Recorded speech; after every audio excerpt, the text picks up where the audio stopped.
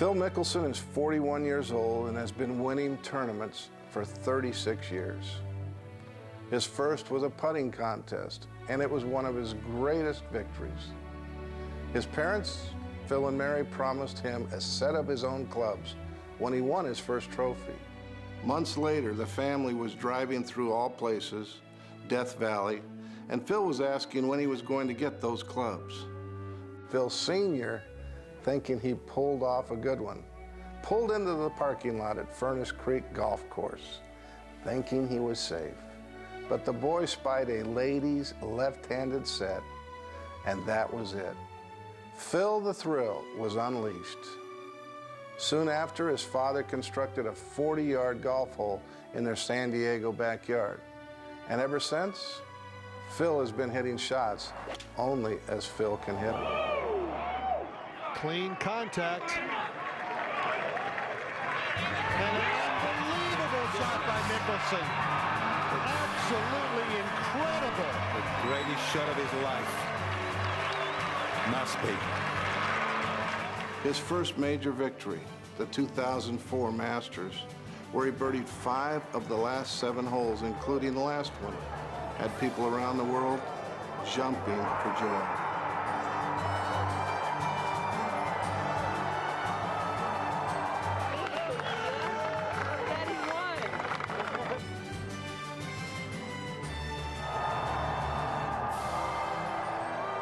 He had come back before, and he would do it again. As a 20-year-old amateur, Phil made triple bogey on the 14th hole Sunday in the 1991 Tucson Open and gave up his lead for the first time in the tournament. Then he birdied 2 of the last 3 holes, including a 10-foot putt on 18 to give him entry to the life he had always dreamed of leading. Tell you what, boys back at ASU better be rocking tonight when I get home. But not before graduating from Arizona State University did Phil join the PGA Tour. His parents had always encouraged their children to get a good education and found no resistance from Phil on this one.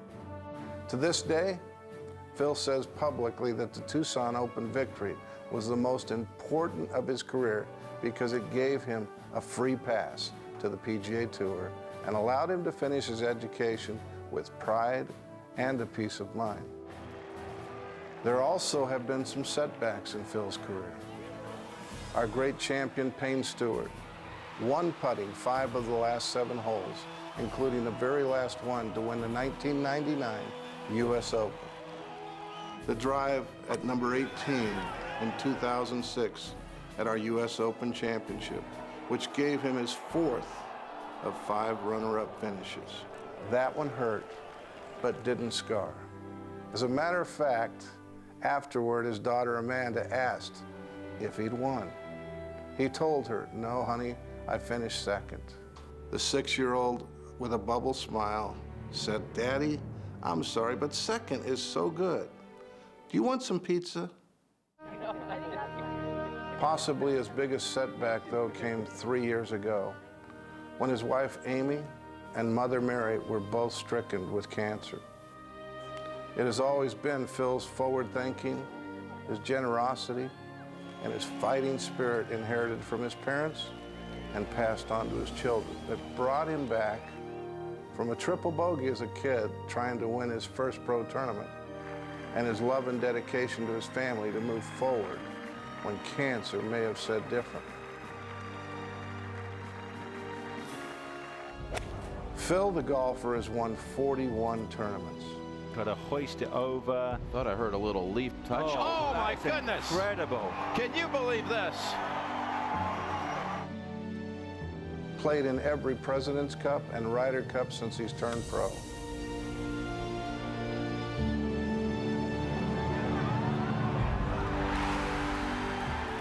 And has been most instrumental in raising millions of dollars through the Phil and Amy Mickelson Foundation for hundreds of thousands of people around this country. As fans, friends, and family, we have been blessed to share in Phil's career for many years. And tonight, the World Golf Hall of Fame acknowledges one of its greatest players of all time, Phil Mickelson.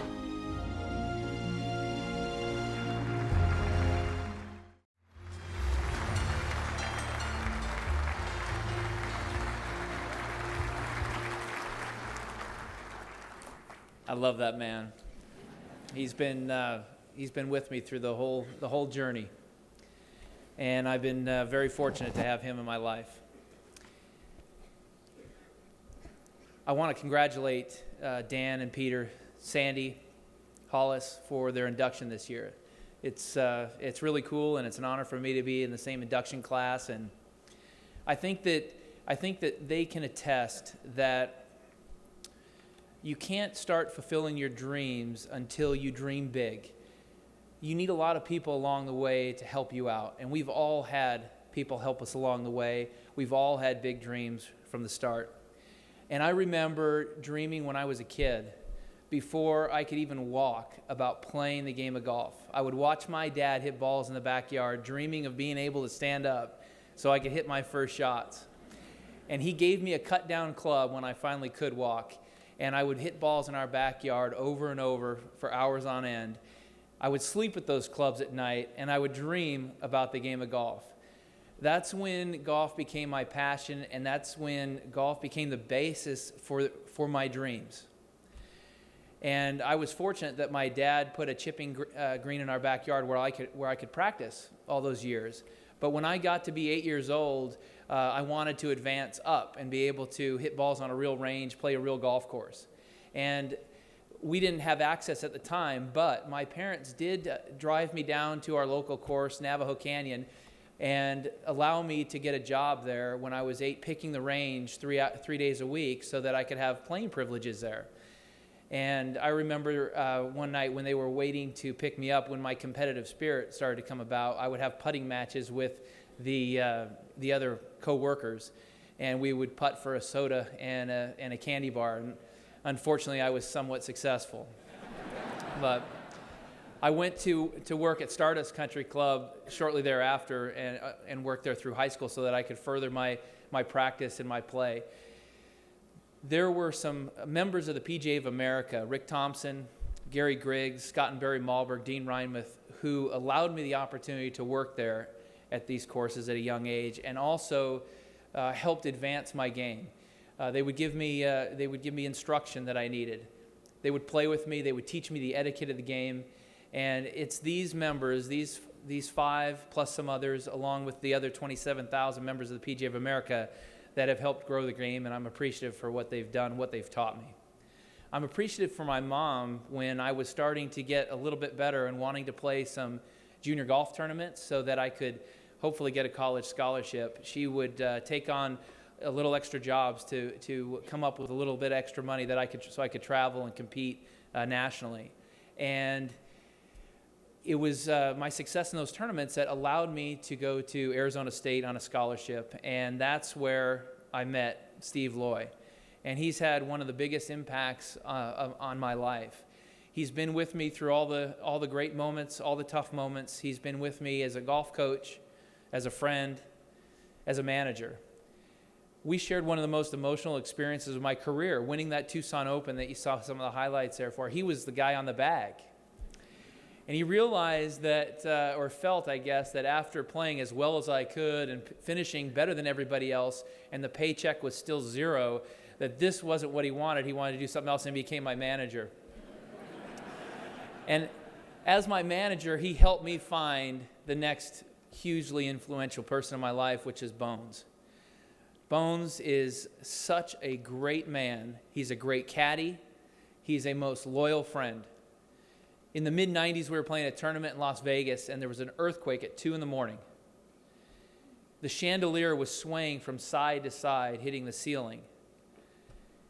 His roommate told me the next day that Bones leaped out of bed, grabbed the clubs, and ran outside. He didn't want anything to fall on him and hurt him.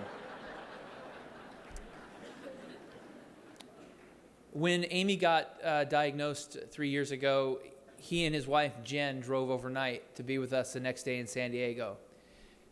When Amy went through surgery, they were there through it all. And I cannot think of a a better person, a better friend to have spent the last 19 years with along this journey than Jim Bones Mackay. I tried to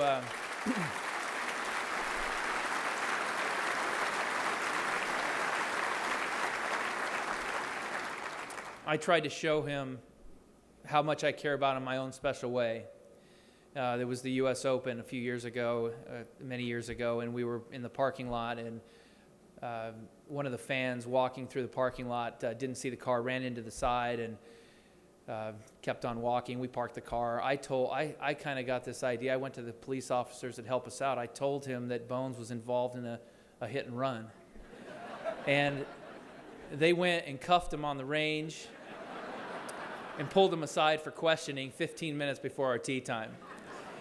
And it was entertaining for me to watch him try to explain how he needs to go caddy and that they didn't care. This is felony hit and run. That's, I guess, my own little sick humor. But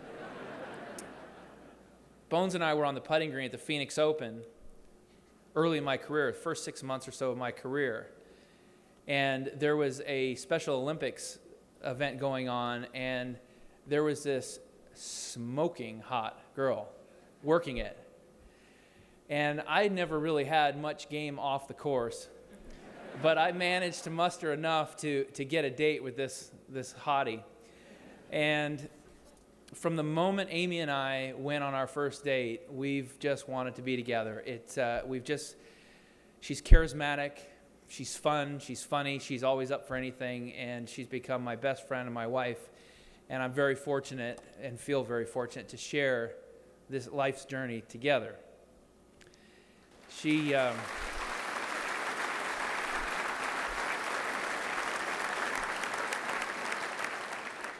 didn't know much about golf when we first started out, and so when I was away on a tournament and I ended up missing the cut, and I called her, I was a little bit down, and I told her I'd missed the cut, and she said, well, I don't understand, what does that mean?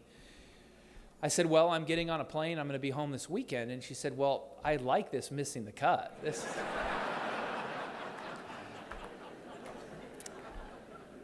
A little earlier in our relationship than we probably should be doing this, but about 6 months in, I was going to go to Paris, and I thought, wow, I cannot imagine. I would just love to spend time in Paris with Amy. I couldn't think of a better person. And so I called Gary and Renee, two of my favorite people. Gary runs my foundation now, level-headed, two people I admire the most, and explained to them how this was somehow a good idea. And Gary, in his great parenting, put it on us and said, listen, you're going to have plenty of time. You're going to have plenty of time to go to Paris together. And Amy, it's your decision, but you're not going. And I have found this to be very effective in my own parenting skills. But I do want to say to him that we still have not been to Paris together. However, in 2 weeks we'll be there. Amy turns 40, and we'll have a chance to do that.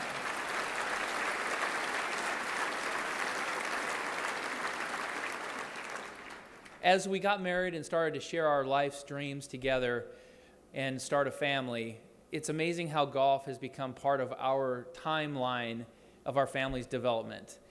On the video you saw where Payne Stewart made a putt on the last hole to beat me, and he grabbed my face and said, "You're going to be a father. It's the greatest experience. I'm so happy for you." And the next day, we had our first child, Amanda. She'll be 13 next U.S. Open. That's how I think about it. Next month.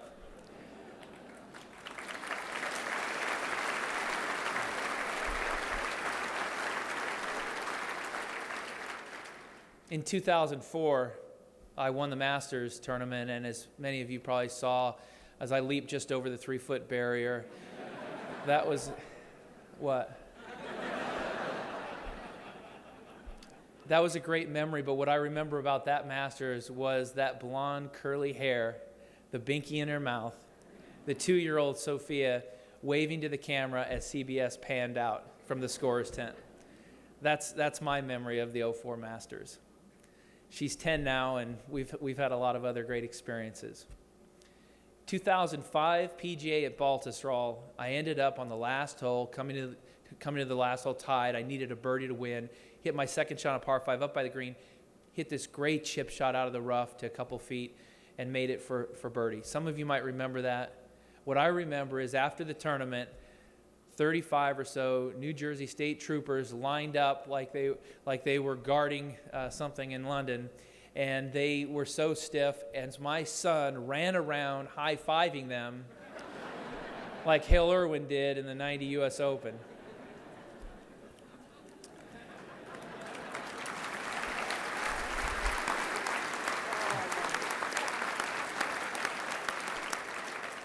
Don't shake your head, Evan. That's true. He's 9 now. As any career will go through highs and lows, I had a tough time in 2003. I went to Dave Pelz and Rick Smith in the offseason, and I said, listen, I haven't won a major. I've been close. I know that I can get this done. I need some help. Let's get a game plan together on how we can accomplish this. And they sat down and thought about it for a month. We came together. It was time to start working, and they gave me a game plan on how to get better and how to achieve my goals. And Dave and Rick, I am very appreciative of the time we spent together. Dave and I continue to work on it. Rick and I have continued to be great friends and business partners in course design, and their relationships I cherish. 5 years ago, I wanted to work on a couple of weaknesses in my game, and I got a chance to work with the best teacher the game's ever seen in Butch Harmon. And these last 5 years working with Butch have been awesome. I remember, though, before I met Butch, I went to his office there in Las Vegas, and he decided to take advantage of the opportunity and showed me the wall of major flags that he had, which was quite impressive from a number of players throughout the years. There were a lot of them, and he said, you know, if you can start to do this, this, and this, you might be able to get you some of those. So when we first started working together 5 years ago, I had him come over to my house, and I had lined up the two Masters and a PGA and said, hey, Butchie, come here. I got me some. Now let's go get some more. So, thank you. We were able to achieve a Players' Championship, a Masters Championship, and we're still working on some more. We've got a big one coming up this week as well as next month. Terry Jastro, as we saw, has been a mainstay in TV and gave me my first introduction into the media, my first introduction into television at the 91 Walker Cup in Ireland. I had a chance to spend some time with Jack Whitaker and Jim McKay, and the very next day I was able to issue my first public apology for the statements I had made the day prior.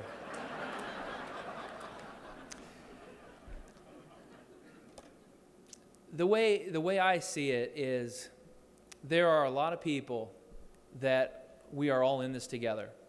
From my management company that handles things behind the scenes, from fellow PGA Tour players, wives, and caddies, to members of the media, we are all in this together. This great game, we're all in it to promote this game, to enjoy this game, and enjoy the journey and the opportunities that it brings. I want to thank everybody for competing against me, for your friendship, for sharing this journey, for telling the stories the way the media do, for being a part of this whole journey. Again, this has been so much fun, and I love sharing this with everybody. I want to thank the fans, because the fans have made this such a fun ride. There have been a lot of highs and a lot of lows that we've shared together. There have been a lot of times where I've struggled, and it's been their energy that's helped pull me through. I've tried to reciprocate by launching drive after drive in their general direction.